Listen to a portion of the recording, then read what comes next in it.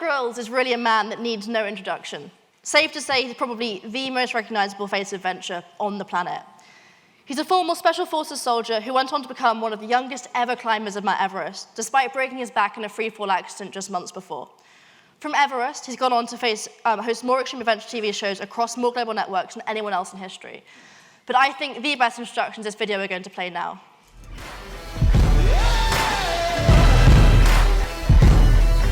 Well, it's too long living in the same old lies.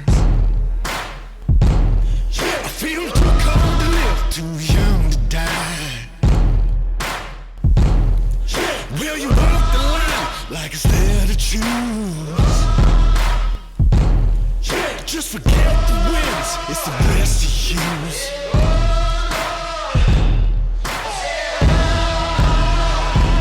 Won't you follow me into the jungle? Ain't no God on my streets, in the heart of the jungle.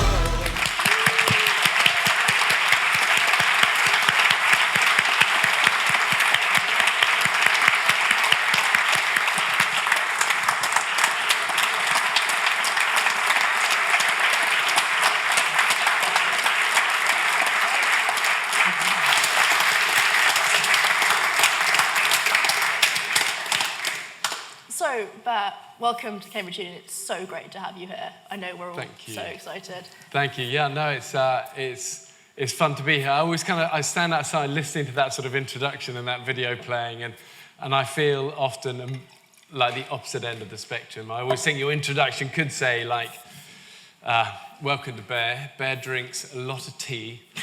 He too many YouTube clips of epic fails.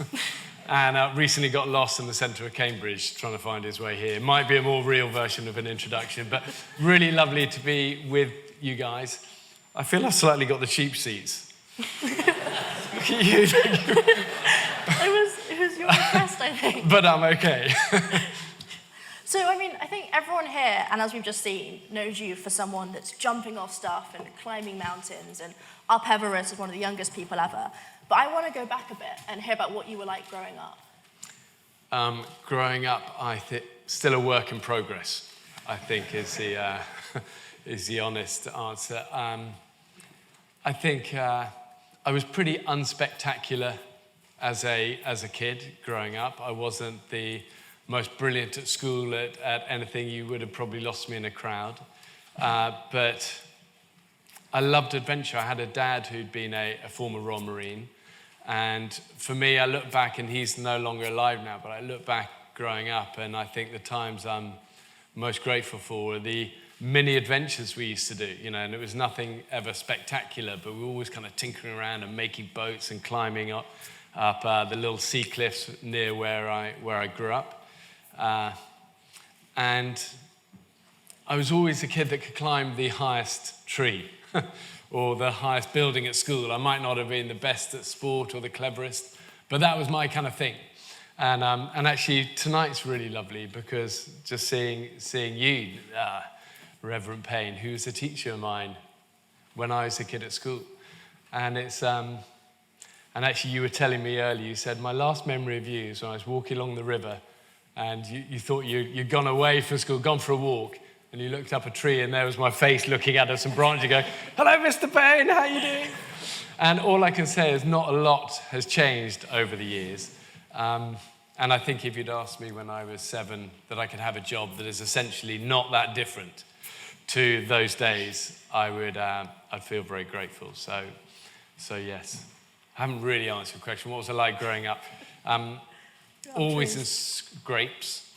I remember once where so I grew up in the Isle of Wight, which many of you will know, a little island off the south coast. And there was always this harbour at low tide that everyone always went, don't go near the harbour at low tide, it's really dangerous. You get stuck in the quick mud. And I always thought, I bet I can get across it. Aged like 9. And so I remember setting off once with my buddy and trying to do this thing and getting it about 100 metres out. Feeling the mud slowly creeping up and just thinking, that was a really bad idea. And then an old lady spotted me on the side. She went, "He's in trouble, police." I thought, oh no, this is a disaster. And before I knew it, the Coast Guard were there, and I thought, if I don't figure out a way of getting across here, I'm getting arrested. And so I figured out that if I could get my leg out and wriggle like a seal, I could kind of just about get through this sinking mud. And I eventually got across and made it out. My mum went nuts. She made me do chores for the head of the Coast Guard for the whole summer. Had to mow his lawn. And I look back and I think, actually, that's how I learned so many of my lessons as a kid growing up, through failure, through getting stuff wrong, but having a spirit of adventure, which I always think adventure ultimately is a state of mind. And we must never lose it. That's why I say I'm still growing up, or trying not to. So you finished school then, and your target was joining the British Special Forces, right? And you served there for 21 years? For 4 years with 21 SAS. And what interests me there is, I mean, the drop rate on selection is so high, and you passed it. And I want to know sort of how you managed that and what your time there gave you and what you learned. Interesting questions. Yeah, I think, first of all, I failed first time round, and I think people forget these things, and often we hide from our failures, and, you say, I made it. I did make it, but by the skin of my teeth. And although I think anyone who passes, it's generally by the skin of their teeth. But I do remember day one, 120 soldiers lined up, and they were all like this. And I was like, just felt like a fish out of water. But, you stay and you keep giving your all. And ultimately, the 4 that were there at the end of selection, 11 months later, were regular guys. They weren't the supermen. And it's a process of trying to find the people who can put their head down, work hard when it's grim, when the weather's coming in, and they can still look after their buddy and operate and stay smart and make good decisions and not panic. And it's these sort of qualities I think ultimately they look for. But I look back on my time there, I think, first of all, with gratitude for a lot of the skills that I got taught. My job became the combat survival side of things. That's obviously been a big part of my life.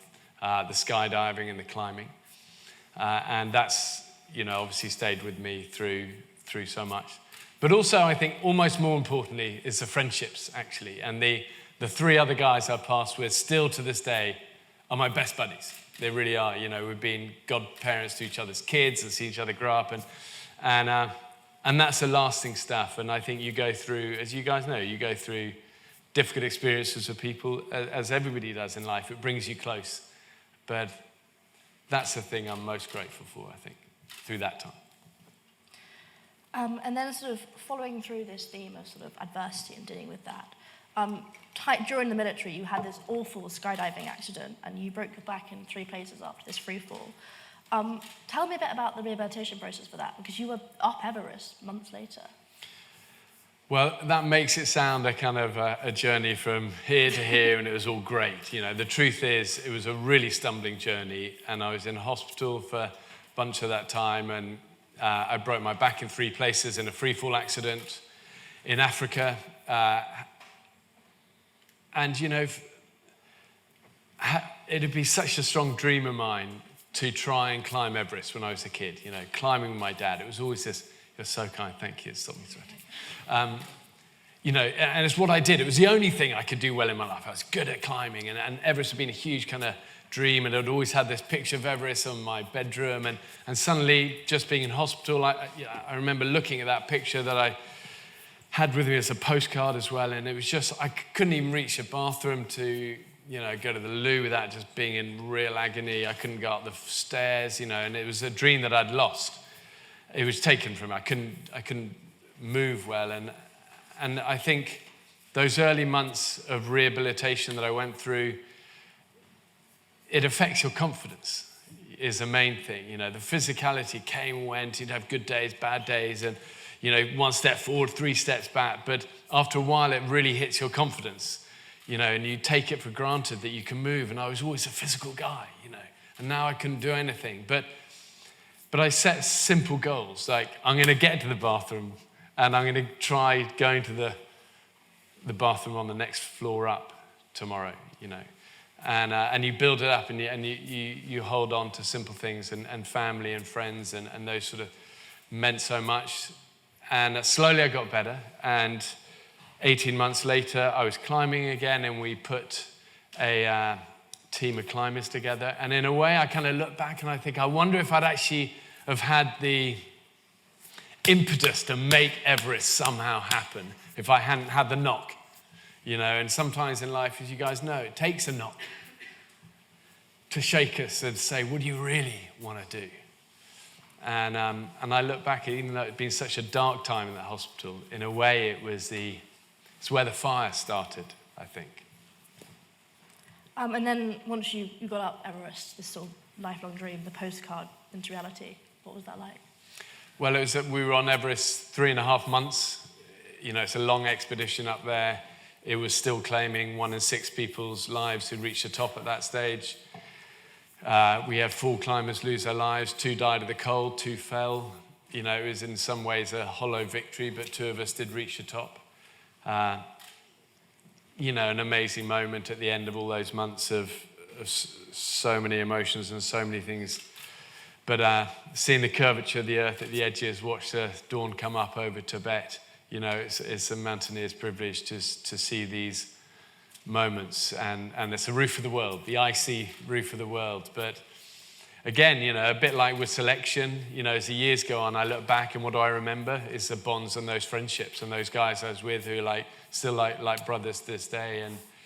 And I'd never have done it on my own, is the honest answer as well. Those connections are so powerful, I think, as a climber. When you're roped to people 24 hours a day, it brings you very close. Therein also lies the magic, I think. And I think a theme that seems to be coming out is sort of risk-taking. And I read your book, and something you'll sort of tell people over and over again is you have to risk and you have to embrace failure in your career.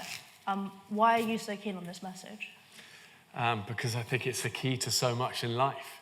And I think as school teaches people to shy away from the failure, because school has a false currency of success, which is the people who somehow glide and do well and get the trophies and get the A grades, and but that doesn't have currency in life.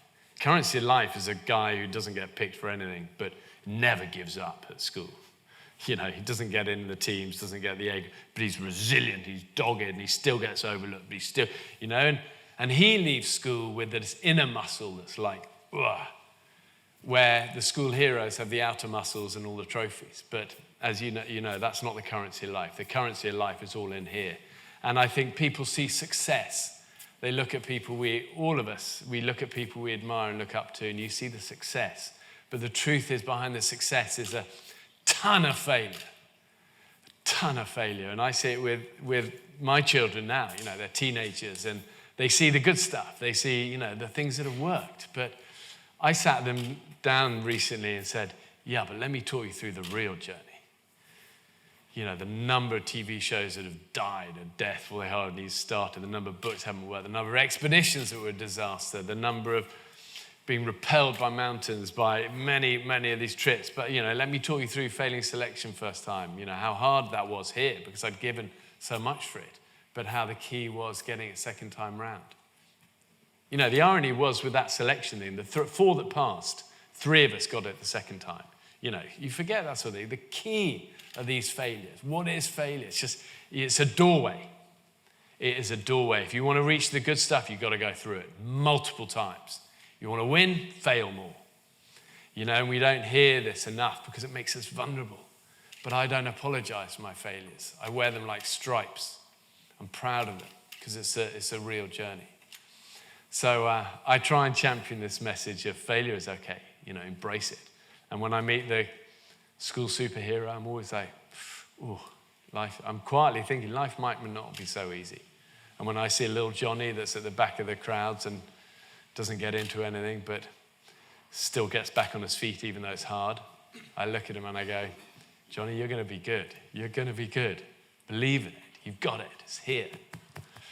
So, and I've learned this through experience, and I wish I'd told it earlier, not to be scared of the falling downs. And if you're not failing, you're not trying hard enough. You're not going for big enough things. And then you went on to host the hit show Man vs. Wild, which I think is one of the reasons we're all here, and that ran for 7 seasons, and it was really popular. Could you tell us about your time on the show? Well, Man vs. Wild was the first TV show I did. It was Born Survivor over here, but it kind of, I look back and I've been so lucky. Here's the thing, I look back and the failures have been a key, and then the other side of the other door opener has been luck. And there's a third, actually, standing on the shoulders of giants. Great people in my life. But there've been a lot of luck, and I think that first TV show, first of all, I said no to it 3 times. With Shara, my wife, who's here, Huckleberry is next to him, always embarrassed. And good friends. I remember you, honey, saying, we just got married. We were pretty broke. I was scratching around for a living. I was doing the odd talk to Women's Institute for 200 quid, trying to earn a living. And then this TV producer read the first book I'd done on Everest and said, why don't we do a show where we drop you in some difficult places and you tell us how to survive? And I was like, I don't know about TV. And it's confidence, so out of the comfort zone again. So it's like, whoa. But as we know, life, that's a place to live. It's not a comfort zone, it's a comfort pit. You've got to get out of it. And you said, go for it. And I went and I tried it, and it never felt like TV. We were just a small team, and we'd gun it and go, and they go, what are you doing? And I go, heading west, we're getting across this river, rope across, come on, And it was never any kind of, second takes or anything. We just kind of had fun, and they put it out at night with no marketing in America, and it just flew. And that was good fortune, good timing, good luck. And I think when you get a break in life, as most people do at some point, we don't always recognize it, but the break's generally always there. The key to life is know when it's happening. I see it with friends. I know when people are getting a break. But you got to drive it then. You got to get that wedge that's just gone through the crack, and you got to smash it down and go for it. And we did after that, and we gave it everything. And we went all over the world. We still do with the show. We've evolved it now to taking famous people away on it, but the spirit is the same. We give our all, small team, and we go for it. I'm more cautious, I think, with my life now, and I'm more cautious with our guest life, because now we have Hollywood's people we're taking away. But in the early days, a crew would always say to me, they go, Bear, it's TV. It's okay. It's not worth dying for. And I go, but I know, it's the only way I know how to do this. It's like all in. It's like a rugby tackle. If you're tentative, you always get injured, But you're all in, like boom, then you don't get hurt. So I approached my job like that. But it was a privilege, and it was a door opener then to all these other shows, and yeah. And then I think we have to move now to what I think must have been just an absolute career highlight. And that's you were approached by the White House to take President Obama on an adventure to Alaska. That must have been just a terrifying responsibility to take someone who's so important into the wild. And if you hadn't looked after him, God knows what would have happened. So just tell us about that. It must have been fascinating. Well, that was fun. The Secret Service didn't necessarily like my briefing attitude of you've got to drive a wedge in and donk, straight through. By that stage, we kind of toned it down a little bit. But yeah, we got approached by the White House, and they said Obama's a fan of the show in the States, and he's going to Alaska, and he wants to highlight climate change up there, and he wants to see it firsthand. Would you do a little adventure together?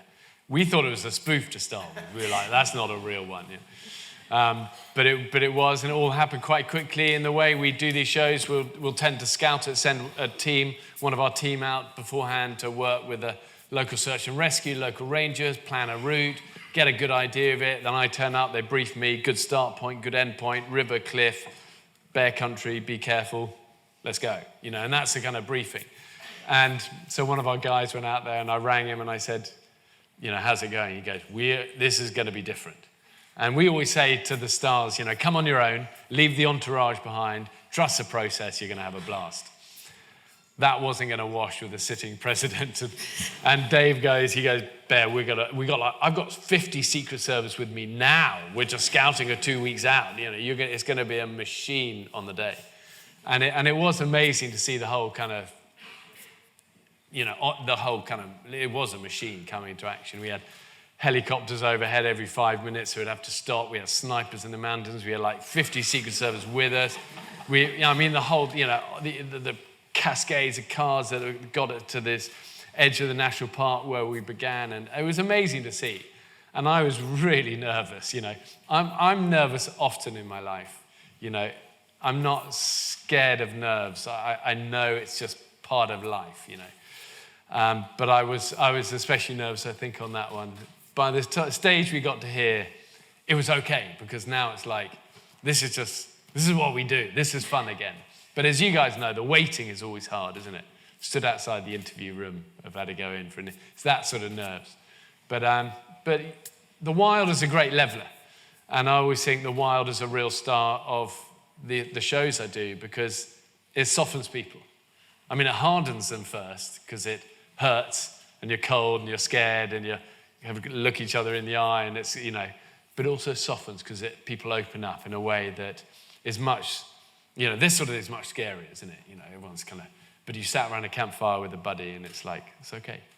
So it was a privilege, and he said at the end, he went, do you know what? One of the best days of my presidency. I'm out of the White House, I'm out of a suit, and we're talking about everyday kind of things. You're not grilling me on Middle Eastern affairs or whatever.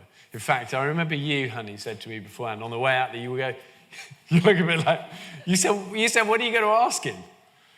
You went, what was the question? I said, well, the first one is, have you ever played hide and seek with your kids in the White House? I know maybe you were, oh my God, this is going to be a disaster. But you want, I think on Running Wild generally, you want to get to know the real person, what it's really like, And as my mum said, everyone at the end of the day puts their trousers on one leg at a time. Although I did meet someone who could do it with 2 legs once. And treat everyone the same, and the Wild will do the rest. I mentioned that because I reckon you spend a lot of time sort of up close and personal with fear. And you've seen these sort of very big people that we all admire, like Obama, scared. So what have you learned about fear and about overcoming fear? We all have it. And we all have a lot more of it than we let on. Number one. Number two, it's okay. Use it. Become friends with it. And I think most people are always running from the stuff that scares them. Heights, public speaking, whatever it is, spiders. So, they never get used to this influx of emotion of like, and therefore when it happens, it's overwhelming for people. And therefore they don't like that, so they avoid it even more. But the truth is, the more familiar we are with it, the more it's just an emotion and we recognize it, and then we start to learn how to handle it. And then we can use it for what fear is really there for, which is to be sharp and to be alert and to be ninja-like and strong and powerful in the moments. And, and that's what fear, it's a natural thing. It's there to help you. But if you're not familiar with it, then it can be overwhelming. So I've learned that I have it. I have a lot of it. I'm still really scared of heights. Look at my job. It's ridiculous. I'm terrified of jumping out of planes since my accident. Raw fear in here. But I do it all the time. Most weeks. Because it's like a choice. Embrace the difficult stuff. That door opens of the plane or whatever, it's like, But it's okay. And there's a hand on my shoulder from one of the crew, and it's like, we got it, let's go. And I like that, it keeps our edge. We should all not be afraid of those moments. And the other thing I've learned about fear is how to deal with it, is you got to move towards it. You got to keep going this way, not that way. And when we do move towards it, it's okay, it's much, much better than we fear the fear. I was once told, you're not scared of heights, you're height aware, which I've always held on to. Yeah. Yeah. Although I'm scared of being height aware. But I want to move now to the part of your career that I'm sort of most impressed by, actually, and that's your work in scouting. Because I think, just from my experience, that's where you've had sort of the most impact. And there are 50 million scouts worldwide now, and you're the youngest ever chief scout. What does that position mean to you? The great privilege in my life, truly is. I wonder how many of you here have a link to scouting, been scouts, friends who are scouts. It spreads, it's amazing. It's 55 million strong now. It's a worldwide force for good of young people united by a sense of values, of respect and kindness and tolerance and adventure and life skills and friendships and family. These things that the world desperately needs. Faith. These things are amazing and powerful. And, I was a scout. I was a very, very ordinary, not very good scout. And I don't think I even got a badge, And therefore I can, with authority, stand in front of a zillion scouts and say, look how much more you guys can do. And it's a great privilege. I consider my job as chief scout in 3 words. Encourage, encourage, encourage. And, just shine that light on young people, because as you guys know, young people are amazing. They should be in positions of leadership. And one of the brilliant things about the Scouts is there are no crusty old people running it. It's all the leadership decisions are done by young people. How the world is crying out for that at the moment. Tolerant, smart, unified young people to make decisions. How crazy we're living in a world where a couple of old dudes can dictate billions of people's lives. The world is changing, and it belongs to young people. And I'm incredibly proud of the Scouts, of how it's growing so fast, and the friendships it breeds and brings. And I feel a small cog in an incredible machine. So you've mentioned faith a few times now, and I know one of your guests is actually a vicar of Cambridge. So faith seems to be quite sort of guiding principle for you, but what does it mean to you in your journey? Faith's hard to talk about. I don't think I articulate it very well. I don't go to church enough. Sorry, Reverend. You've always been a truly great man, though. I think doubt and faith are 2 sides of the same coin. For all the faith moments I have the same number of doubts. But I also know in a little part of here that love wins somehow. And in the dark moments, in the dark mountains and dark nights of the soul that we all go through, there's a light, and I'll hold on to it. And I believe there is a force of goodness out there. And my faith, I have I consider my Christian faith like a backbone running through my life, And somebody said to me the other day, but isn't faith a crutch? And I was like, I always used to be like, I don't want it to be a crutch. But now I'm like, hold on, but what does a crutch do? Helps you stand, helps you keep moving, says I need something. And actually, it's totally a crutch. I have many moments, I don't feel strong enough on my own for a lot of life. But with faith, it really helps me. And that's how I kind of see it. So yeah. And you've come to Cambridge and you've given up your time to talk to all of us, sort of university students, sort of on the precipice of doing anything. What's your advice to us before we sort of go out into the big wide world? I try and ask this to all our guests. Well, first of all, you guys have it. You guys have it. There's nothing really I can say. You guys have it. It's about believing that. You guys are the future of so many great things. You're smart and and so much smarter than I ever was. So I look at you guys with love, with admiration, and with respect. I really do. That's how I would start. But if I had to say a few things, one would be follow your dreams. I know it's a cliche, but life is full of dream stealers who will say to you, you can't do it, or it's not worth doing it, or the risk of failure is too great. They're called dream stealers. You know your dreams. They're in here. They're God-given. Hold on to them. Go for them. Fail more. Pick the path less trodden. That's hard, because everyone's trying to push you down one way. Listen to this. Be kind. Don't just win and be an asshole. Win and be humble. Win and be kind. Win and be a great father and mother and family person and friend. you know, and then the world stands a chance. But you guys are amazing. I mean, and then the never give up. That's the other one. I mean, you know, for me, my book was always only going to be called one thing, which is never give up, you know, because you can take all of this and strip it away, but it's king. You're gonna fail. I was about to ask you this, but you preempted the question. But What, the title of your book, yeah. Well, it's true, you know. It's the one thing little Johnny has in his favour, because it's not a God-given talent. You know, a lot of people have these talents that are natural, and some people don't have them. But what we all have is an ability to be the most dogged mother lover out there. To be resilient and to never give up and hold on and fight for the important stuff. And look at our heroes in life. They're always those people. They're not the just supernaturally talented or whatever. And I'm going to hand off to the audience in a second, but I want to just ask one final question. And that's, what's next?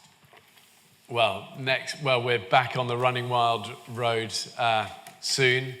You know, there's so many lots of scouting stuff happen. We've just launched an education initiative actually called Becoming X that I'm really proud of. And it's all about trying to demystify success for young people at school. You know, trying to get behind that. Say, actually, like we've been talking about, it's not all about the grades. You know, what actually helps people succeed. Talk about how to be a true team player, how to be a leader, how to communicate, how to deal with social media, how to deal with bullies, how to be kind, how to deal with debt, how to, you know, the stuff that I wish I'd taught and hadn't learned the hard way. It's called Becoming X, and it's going into schools and universities, companies all over the world now. And I'm really proud of that. You know, it's trying to, and we've interviewed so many amazing people, from astronauts to Nobel Prize winners to Hollywood superstars to the sporting greats to the best teachers in the world to the best firemen in the world to the best, you know, just people all walks of life who've done well. And we go behind and we say, what really helped you? And the answers are always so surprising and brilliant and inspiring. So Becoming X, I'm proud of. And then trying to spread the good stuff, you know. Hi, Bear. It's incredible to meet you in person. I've been a fan of yours since I was a little kid. I used to watch you on TV, and, you know, I've watched you on YouTube and a variety of things. And just to hear you speak today has been fantastic. I have a question for you, but I want to give you some context so I can frame it. I've recently become the first Sri Lankan in history to run a marathon on every single continent. Recently what? I've become the first Sri Lankan in history to run a marathon on every continent. Wow. And I have a goal like yourself to climb Mount Everest, do the Adventurers Grand Slam, and also to travel to every country in the world. Essentially, I want to be a professional adventurer. What's your advice to young people like me who want to make a financially sustainable career out of being a professional adventurer? Never give up. You know, the dream's always the easy part, you know, and good for you for having the courage to, you know, it's great publicly saying stuff. It makes you accountable. You know, when you have those dark nights and everyone's saying no and you can't raise any support or whatever, you know, you're going to go through a lot of dark nights and you're going to fail a ton. But if you still really want it, you just got to be resilient and stick with it. I think surround yourself with great people. Be innovative, be an innovator, pioneer, fail more again, try again. Make it about something more than you. That's a big one. You know, there's so many adventurers out there, and it's all about look at what I've done. And it's always weak. Make it about something bigger than yourself. You know, share that. You know, whether it's, you know, raising money for a great cause or. But I can't wait to see your journey. Congratulations already. You're going to smash it, and anything I can ever do, we support you. Yeah, well done. Just there in the purple. Yeah. There you go. Hi there. So you've talked about kindness, but you've also talked about resilience and strength. And I'm just wondering, are there any other times that you think those two things can't go hand in hand? Is it really possible to always be kind and always be resilient? I don't know. But what I do know is that they are, you know, if you had to pick qualities in life, they are great ones to hold on to. You know, and people often go, what is a mountaineer? Why kindness for a mountaineer? It's like you share a tent with someone for 3.5 months in -40 and be roped to someone 24 hours a day. You don't care how good a climber they are. You don't care about their talent. You care about, do they share that first cup of tea that's taken 2 hours to melt that block of ice when your hands can't operate. You know, kindness is king. You know, when we meet people who do great things, but they're ego guys and they're not humble and they don't share anything, it like erodes their power. You know, I don't know, I see it more and more now. You know, I don't care that they've won the FA Cup or won this or like, it's like you undermine your power.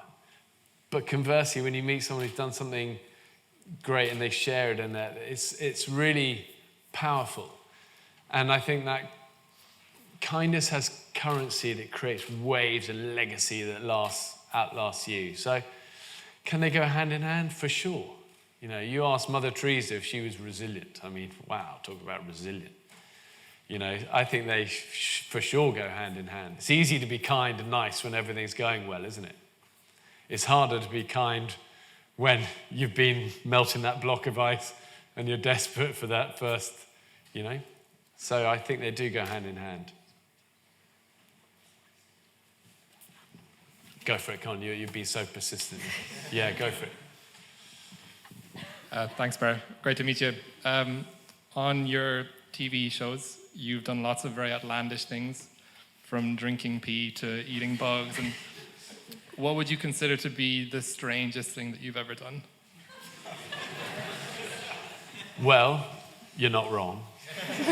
There's been a lot of bad things over the years, and I have had to drink my pee in a few moments. I'd like to say, for the record, I'm not one of these people who does it for kicks at home. There are a few weirdos out there. They always send me emails. And I'm not one of them. But, you know, if your life is on the line and you're hydrated, you don't want to be wasting good urine, so drink the urine.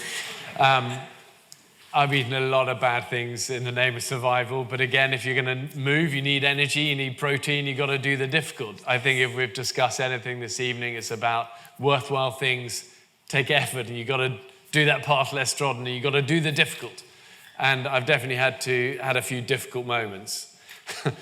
You know, from frozen yak eyeballs to camel intestinal fluids to snakes and scorpions and tarantulas, and the worst was raw goat's testicles. That still is, you know, yeah. I remember trying to swallow this. The goat was only this big, but its testicles were like, and I was given this thing, it was like a wobbly melon. I thought, wow, you know. And it was the delicacy, and I thought I'd try and, I really didn't want to bite into it because I thought it's just going to be full of everything you really, you know. So I tried to swallow it, but it got down to here, and it was like cartoon, or sort of, you know. And then I threw up, but I didn't want to be rude to the locals, so I had like a mouthful of vomit and goat sperm. And then I tried to re-swallow it, and it was a particularly bad afternoon. But hey, sometimes in life you've got to do the difficult, which actually leads me nicely on, because I wanted to finish this evening on a high note, which isn't the testicle. But I thought Lara has done such a great job this evening. I think she's been amazing.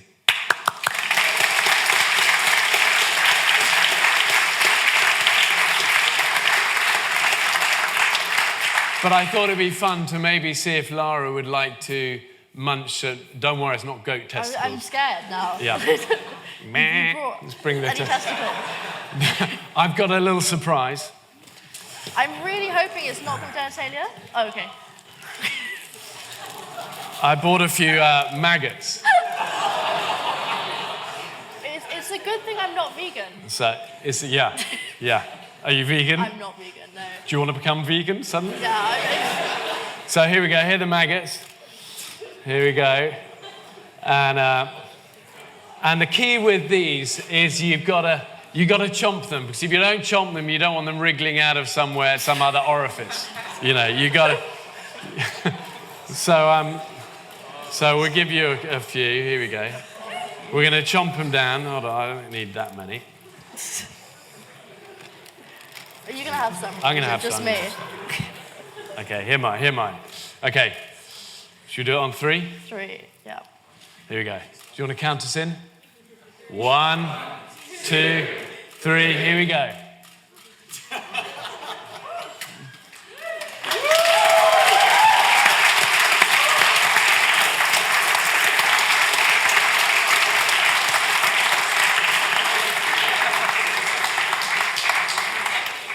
Well done. First of all, how was it? It's not bad. Well, it's like, Yeah.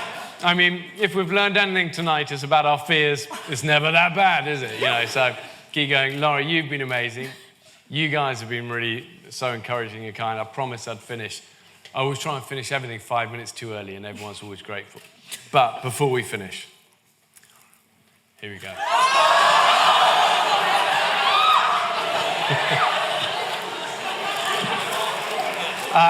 Guys, you're amazing. Go smash it. Thank you for having me along. Thank you.